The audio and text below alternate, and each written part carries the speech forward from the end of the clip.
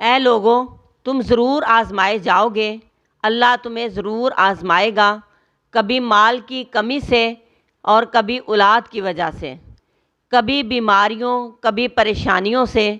یہ مت سمجھ بیٹھو کہ دنیا میں آ کر ہماری آزمائش نہیں ہوگی، ہمارا امتحان نہیں ہوگا۔ امتحان ہوگا تو کھوٹے اور کھرے کی پہچان ہوگی۔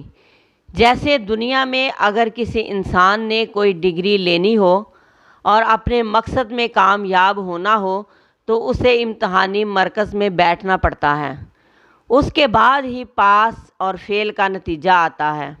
اسی طرح اگر ہمیں اللہ رب کائنات کا محبوب بننا ہے اور جنت حاصل کرنی ہے تو ہمارے امتحان بھی ہوں گے، اور یہ دیکھا جائے گا کہ ہم اپنے رب کے دیے ہوئے امتحان میں شکر کرتے ہیں یا پھر گھبرا کر واہ ویلا مچاتے ہیں اور ناشکری پہ اتر آتے ہیں۔ دنیا میں جتنے بھی انبیاء کرام تشریف لائے ان کا مقام بہت بلند ہے اور اللہ کے چنے ہوئے پیغمبر ہیں، لیکن ان کی زندگیاں آزمائشوں سے بری پڑی ہیں۔ اللہ رب کائنات نے ان کو بڑا آزمایا۔ ابراہیم علیہ السلام کو حکم دیا کہ اپنے بیٹے اسماعیل کو میری راہ میں قربان کرو۔ کیا بیٹے کو قربان کرنا آسان کام ہے؟ لیکن ابراہیم علیہ السلام نے حکم کی تعمیل کی اور کوئی عذر نہ کیا۔ اللہ رب کائنات نے انہیں مختلف طریقے سے آزمایا اور یہ آزمائشوں میں پورا اترتے رہے۔ اللہ رب کائنات نے حضرت ابراہیم کی شان کو بلند فرمایا، تبھی آج بھی ہمارے درود ابراہیمی میں ابراہیم علیہ السلام کا نام ہے، یہ ان کی شان ہے۔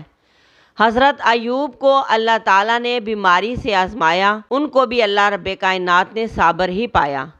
یونس علیہ السلام کے لیے مچھلی کے پیٹ کو قید خانہ بنایا۔ یوسف علیہ السلام کو اللہ رب کائنات نے کنویں میں ڈلوایا۔ غرض جتنے بھی پیغمبر آئے انہیں آزمائشوں اور تکلیفوں کا سامنا کرنا پڑا، ان کی قوموں نے انہیں جھٹلایا۔ ہمارے پیارے پیغمبر حضرت محمد صلی اللہ علیہ وآلہ وسلم کو بھی مکہ کے لوگوں نے بڑی تکلیفیں دی، آپ کو اتنا ستایا کہ آپ مکہ سے ہجرت کرنے پر مجبور ہو گئے۔ اگر اللہ رب کائنات چاہتے تو کافر آپ کے سامنے سر اٹھانے کی بھی جرأت نہ کرتے، لیکن اللہ رب کائنات نے اپنے محبوب کو بھی تو آزمانا تھا۔